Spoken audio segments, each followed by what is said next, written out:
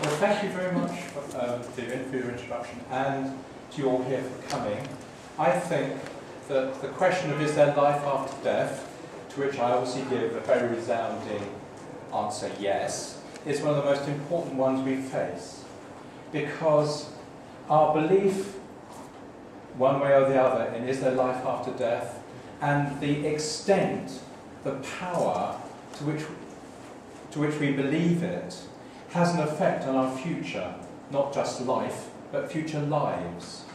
So I think it's very wise of you to come and explore this subject wherever you're at with it. It's all part of the big metaphysical questioning that we go through as human beings. Is there a God? Why am I here? What am I here for? So these are the major questions. And one way or the other, in one life or another, I believe we have to face them. And I want to start off with a bit of a history, a very short history, about how human beings have handled the issues of human consciousness. I suppose back in the very early days of humanity, indigenous peoples were very in touch with nature, very in touch with the earth, and very in touch with the spirit world. And it was natural. I mean, if you look at the history, the culture of shamanism, of Aborigines, of early, what might be called indigenous groups of people throughout the world, they all had the same set of beliefs, even though they were separated geographically from each other. There was no contact. But they all managed to come up with the same beliefs that there is a life after death and there is a survival of consciousness. And gradually, as civilization so-called evolved, problems occurred. Religion got organized.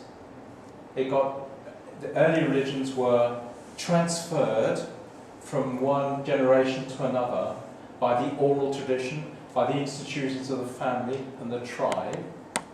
And as mankind evolved further, especially in Europe, what happened was that the church became an organ of the state, and teachings got gradually, or maybe not so gradually, distorted, changed, and disempowered. For example, the issue of reincarnation, the fact for me of reincarnation, is something which has been common to all religions.